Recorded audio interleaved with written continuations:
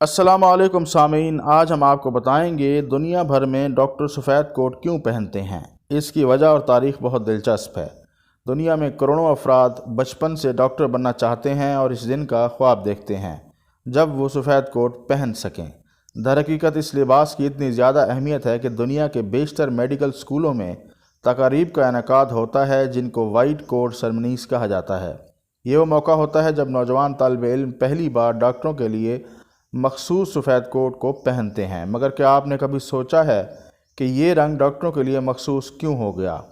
اس کی وجہ اور تاریخ بہت دلچسپ ہے۔ آپ یہ جان کر حیران ہوں گے کہ ڈاکٹروں میں سفید کوٹ کے استعمال کا رجحان بہت زیادہ پرانا نہیں اور 19ویں صدی کے آخر میں عام ہوا۔ اس سے قبل ڈاکٹر عموماً سیاہ لباس پہنتے تھے اور لباس میں سفیدی کی جھلک نظر نہیں آتی تھی۔ سیاہ رنگ کے انتخاب کی وجہ یہ تھی کہ اسے رسمی اور باوقار رنگ سمجھا جاتا تھا اور خیال کیا جاتا تھا کہ یہ ڈاکٹروں کی شخصیت سے مطابقت رکھتا ہے۔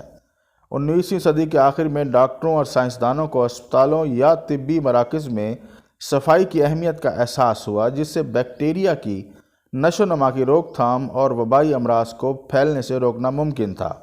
سفید رنگ کو صفائی سے منسلک کیا جاتا تھا اور اسی وجہ سے ہسپتالوں میں سفید چادروں اور سفید ملبوسات کا استعمال شروع ہو گیا تاکہ جراثیموں کے خلاف جنگ کا اظہار ہو سکے۔ امریکن میڈیکل ایسوسی ایشن جرنل آف ایتھکس میں شائع ایک مضمون کے مطابق سفید رنگ کو سچائی اور شفافیت سے بھی منسلک کیا جاتا ہے جو ڈاکٹروں کی شخصیت کے لیے اہم ہوتے ہیں۔ مزید دلچسپ معلومات جاننے کے لیے ہمارے چینل اردو انفارمیشن کو سبسکرائب کریں۔ شکریہ۔